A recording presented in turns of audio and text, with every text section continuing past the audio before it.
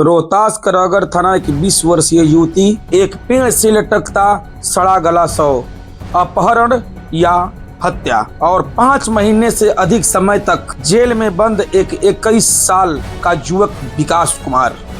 लेकिन 9 फरवरी 2025 को सासाराम स्थित अपर सत्य न्यायाधीश चतुर्थ श्री अनिल कुमार की अदालत से जो आदेश आया, उसने न केवल इस मामले को दिशा बदल दी बल्कि रोहतास पुलिस की कार्यशैली पर गंभीर प्रश्न चिन्ह भी लगा दिया। क्या पुलिस ने जल्दबाजी के चार्जशीट दाखिल की? क्या एक युवक को पर्याप्त साक्ष्य के बिना जेल भेज दिया गया? क्या ऑनर किलिंग के पहलू की नजर अंदाज किया गया?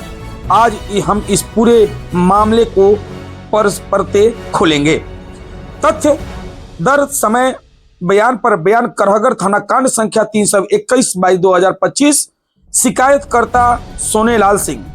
आरोप उनकी 20 वर्षीय बेटी प्रिया कुमारी को विकास कुमार ने विवाह का झांसा देकर 27 एवं 28 दिसंबर 2025 की रात समय लगभग 12 अक्टूबर 2025 को एक पेड़ से लटकता हुआ सड़ा गला शव मिला, जिसकी पहचान प्रिया कुमारी के रूप में हुई थी।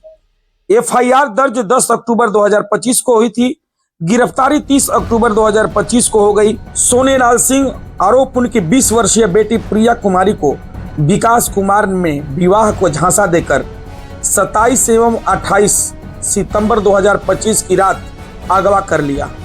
इसके बाद 12 अक्टूबर को एक पेड़ पर लटका हुआ सड़ा गला शव मिला, जिसकी पहचान प्रिया कुमारी के रूप में हुई।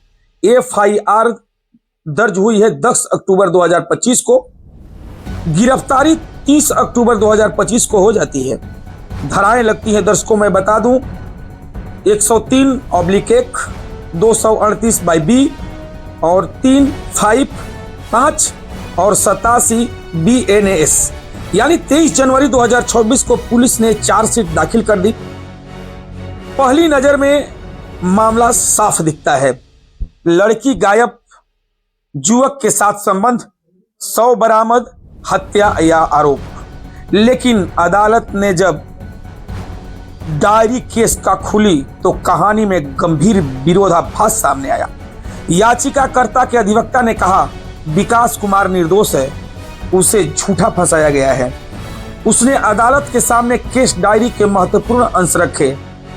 पैरा 48 मौसी अमृता कुमारी का बयान था। उन्होंने बताया कि 3 अक्टूबर से 11 अक्टूबर तक बेटी विकास कुमार उनके घर पर था। उसके साथ कोई लड़की नहीं थी। उन्होंने यह भी कहा था कि प्रिया अपनी इच्छा से विकास के साथ शादी करना चाहती थी। दोनों भभुआ में किराए के कमरे में रहते थे।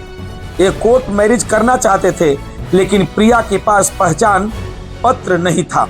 29 सितंबर को प्रिया अपने दस्तावेज लेने करहगर गई, लेकिन उसमें गवाह जो बंटी कुमारी है, मैं बता दूं दर्शकों, उसके पुष्टि के विकास ने उसे फोन पर बताया था कि प्रिया दस्तावेज लेने गई है और उसके परिजन को सूचना देने को कहा था।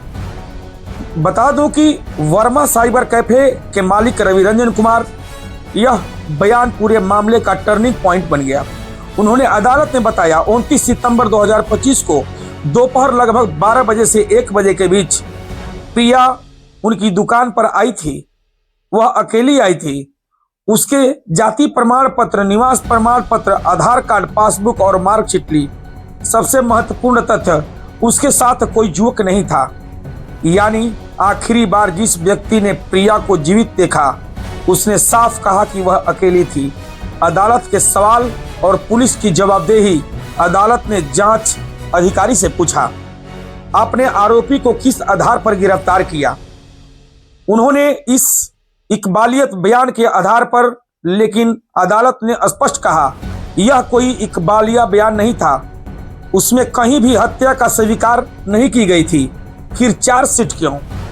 जब अदालत ने कड़ा रुख अपनाया तो जांच अधिकारी ने कहा वरिष्ठ अधिकारी के निर्देश पर चार्जशीट दाखिल की गई है। यहां से यह मामला गंभीर हो जाता है। क्या पुलिस स्वतंत्र रूप से जांच कर रही थी या किसी दबाव में काम कर रही थी? अदालत में यह तथ्य सामने आया था। मुखबिर पक्ष के खिलाफ ऑनर किलिंग के मामले में समानांतर जांच चल रही है। यह सवाल यह है कि यदि पुलिस और ऑनर किलिंग की आशंका थी तो फिर पहले विकास कुमार के खिलाफ हत्या की चार्जशीट क्यों? एफआईआर में देरी क्यों? लड़की 27 और 28 सितंबर को लापता और शिकायत 10 अक्टूबर को दर्ज, 12 अक्टूबर को मिला। क्या यह देरी संदेह पैदा नहीं करती? यहां तक कि जांच अधिकारी ने भी स्वीकार किया कि एक अकेला व्यक्ति इस प्रकार की हत्या अकेले नहीं कर सकता। फिर भी गिरफ्तारी, फिर भी जेल, फिर भी चार्जशीट। न्यायिक को दृढ़ता माननीय अगर अपर सत्र न्यायाधीश चतुर्थ सासाराम ने अपने आदेश में स्पष्ट संकेत दिया कि प्रथम दृष्टया मामले में गंभीर विरोधाभास है, आरोपी 5 महीने से अधिक समय से हिरासत में है और साक्ष्यों में स्पष्टता का अभाव है। अदालत ने कहा कि ऐसी परिस्थिति में जमानत देना उचित है और जमानत याचिका स्वीकार कर ली गई, जिसमें 10,000 रुपए के मुचलके और 2 जमानतदारों पर रिहाई का आदेश दिया गया। साथ ही आदेश के प्रति एसपी रोहतास और डीजीपी बिहार को भी भेजने का निर्देश दिया गया। यह साधारण बात नहीं है। जब अदालत अपने आदेश के प्रति सीधे उच्च अधिकारियों को भेजने को कहती है तो यह एक गंभीर संकेत होता है। निर्दोष को कुचल रहा है एक 21 वर्षीय युवक 5 महीने से जेल में और बिना ठोस प्रत्यक्ष साक्ष्य। क्या यह नागरिकता स्वतंत्रता का उल्लंघन नहीं है? क्या जांच एजेंसियों को यह अधिकारी का यह केवल संदेह के आधार पर किसी भविष्य के अंधेरे में धकेल दे? भारत का संविधान कहता है दोष सिद्ध करने होने तो हर व्यक्ति को निर्दोष है, लेकिन क्या व्यवहार में ऐसा हो रहा है? गिरफ्तारी किस आधार पर? इकबालिया बयान कहाँ है? आखिरी बार मृतिका अकेली देखी गई, इसे क्यों नजरअंदाज किया गया? ऑनर किलिंग एक दंगल के जांच के पहले क्यों नहीं हुई? 2 संभावित विपरीत चार्जशीट को तैयार क्यों नहीं किया गया? क्या लापरवाही है? या जांच की शिकायत या किसी को बचाने की कोशिश? लोकतंत्र की रीढ़ पे ठप्पा। इन पूरे घटनाक्रम को यदि कोई संस्था संतुलित और सतर्क दिखाई दे तो यह न्यायपालिका अदालत न केवल तथ्यों को परखा बल्कि जांच अधिकारी से सीधा प्रश्न किया। यह बताता है कि जब व्यवस्था डगमगाती है तो अदालत की अंतिम आशा बनती है। माननीय न्यायालय ने यह संदेश दिया है कि नागरिक अधिकारियों की रक्षा सर्वोपरि है, कि जांच एजेंसियां कानून के ऊपर नहीं है, कि स्वतंत्रता को हल्के में नहीं लिया जा सकता। यह मामला केवल विकास कुमार का नहीं है, यह उस हर नागरिक का मामला है जो कभी भी गलत जांच का स्वीकार हो सकता है। दर्शकों मैं बता दूं, डीकेवीटी माननीय न्यायालय का दरवाजा अंतिम आशा है। डीकेवीटी न्यूज यह कह रहा है और सवाल पूछता है, लोकतंत्र का अधिकार का समापन क्यों? रोहतास का यह मामला सिर्फ एक जमानत आदेश नहीं है, यह एक आईना है जिसमें पुलिस व्यवस्था की कमजोरियां दिखती है और न्यायपालिका की मजबूती भी।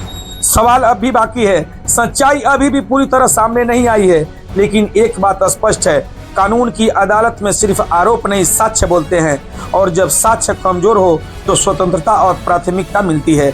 हम इस मामले पर नजर बनाए रखेंगे क्योंकि सच सामने आना चाहिए, चाहे वह किसी के भी खिलाफ क्यों न हो। न्याय केवल सजा देने का नाम नहीं है, न्याय स्वतंत्रता की रक्षा का भी एक नाम है। दर्शकों तब तक से खबर में इतना ही। बने रहिए हमारे साथ, देखते रहिए दैनिक कड़क बिहार टाइम्स, निर्भीक और निष्पक्ष, देश की धड़कन और जनता की आवाज।